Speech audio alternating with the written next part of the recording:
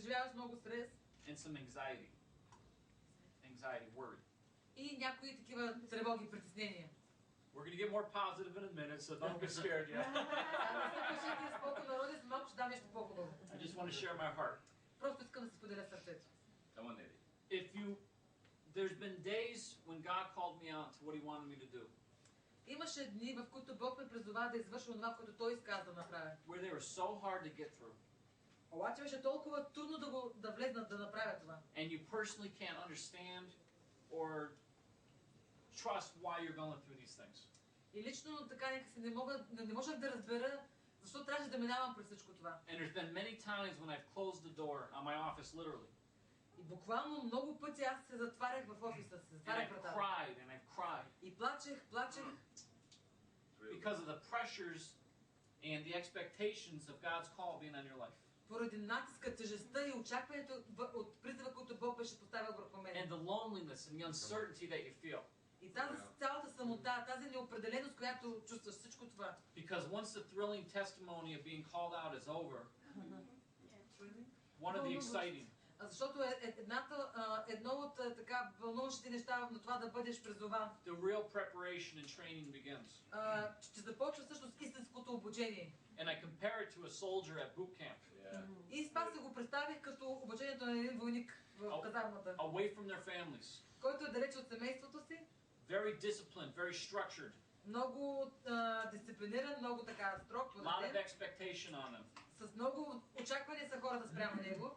Change from dependence on their parents. Изведнъж се променя от зависимост от своите родители. To being alone. В това да бъде сам. And learning their own way. И сам да се учи. So there's a lot of different emotional things that you go through when you're going through the valley. Така че през много такива лични и най-различни емоции ще минете, когато минавате през тази долина. And I'm going to talk about how you get through the valley and the things that help me on a daily basis. Ще ви говоря така за неща, които ми помогнаха на мен през това ежедневно ходене. But when you go through the valley and you start experiencing these things, когато тръгнеш да вървиш през долината и започнеш да преживяваш неща, don't ever let them surprise you. Не се оставяй те да те изненадат. And when you feel like you want to quit, and I promise you will. Обещавам ви, че със сигурност ще дойде момент, в който ще ви се иска да се тръгнете, просто да избягате. You have to fight it. Но трябва да се борите с това нещо. And you have to stay with it. И трябва да останете в призива. And you can never quit. И никога да не напускате. Also during the valley. Също така, в тази долина. There's a lot of outside influences that come into your life. Има много външно влияние, което започва да действа в живота ви. There's a lot of traps. Много капани. A lot of temptations. Много изкушения. There's a lot of problems that are false but appear to be real problems. Много проблеми се случват, това са просто истински проблеми. And these problems seem to be like a showstopper to stop what you're doing. Те са като един вид пречка, като спирка, която иска да ви накара да спрете. And I'll give you a very good example of one of the problems I faced. Ще ви дам един много хубав пример с проблем, който аз имах. When God called me out of my job to buy another business.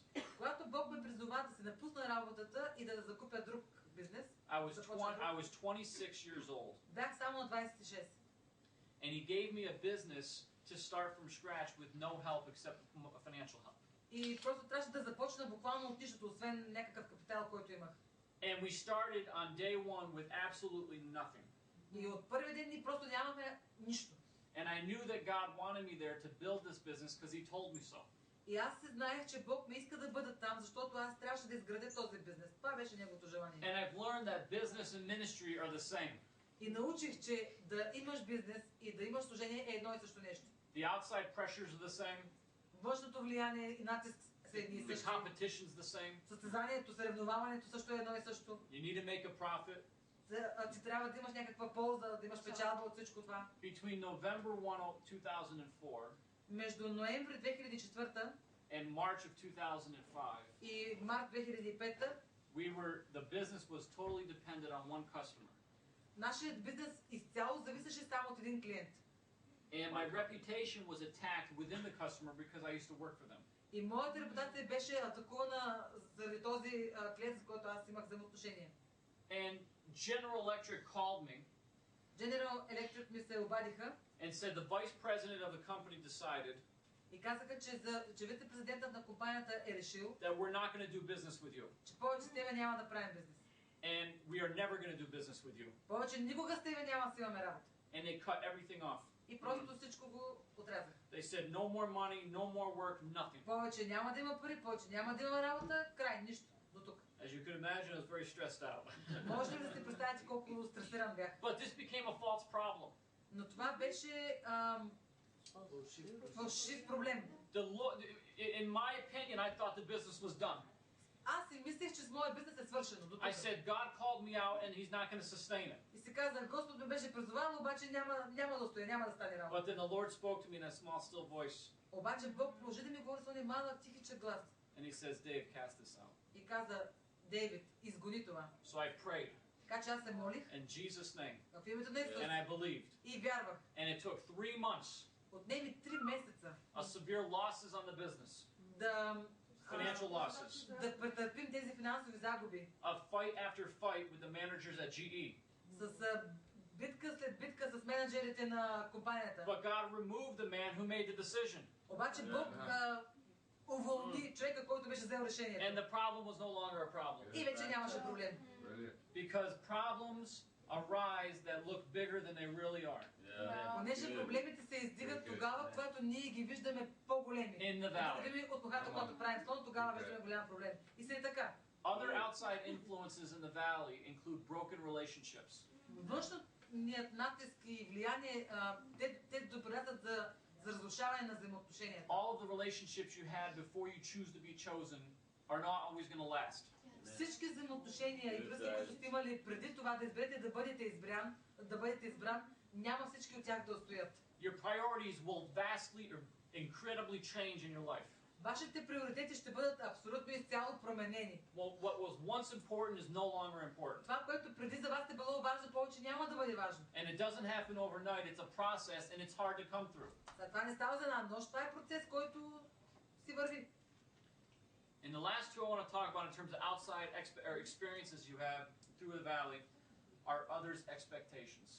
Другото, което се случва и за което искам да говорим е за очакванията, които имат другите към вас. Because when you step out in faith and that testimony is wonderful, it's exciting.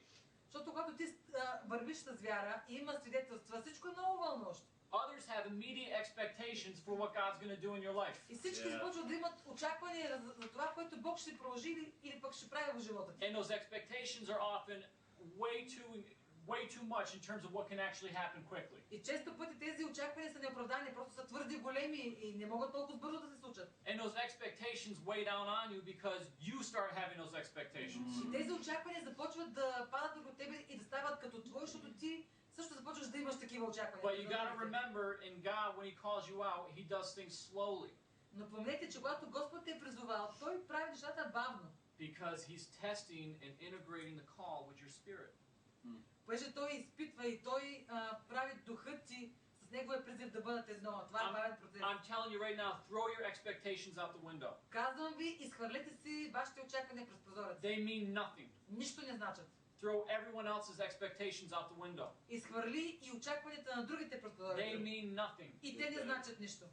Only focus on what God's telling you to do on a daily basis. Фокусирай се само върху това, което Господ иска ти да правиш в твоето ежедневие, ден след ден. Because at the end of the day, through the valley, that's all that's going to get you through. Понеже в краят на деня ти ще видиш, че си минал през тази долина и всичко вече е минало, свършено. Others are standing on the hill, pointing you to the mountain. Стоейки там на хълма, сочейки към планината. They're not in the trees, walking in the valley with you. Те не са с тебе през долината. Тези хора са там на хълма и само гледат към другата планина, но не минават с тебе през долината. So they'll never understand what you're going through. Така че те никога не могат да разберат ти през какво минаваш. Because if you're chosen, it's an individual call. Понеже ти, когато си избран, това означава, че имаш индивидуален призив. So be prepared for the outside influences. Така че бъдете подготвени за външно влияние. And remember, if you listen to them, you look back on the hill. И помните, че ако ги слушате, това значи да гледате назад към хълма. And how can you climb a mountain if you're looking back behind you? Няма да ти помогне да гледаш назад и така да катериш планината, нали? I'm going to talk about a nice topic now. Сега ще говорим за хубава част. Okay, thank you. And just so everyone knows, I'm not out of the valley yet. Само да уточня,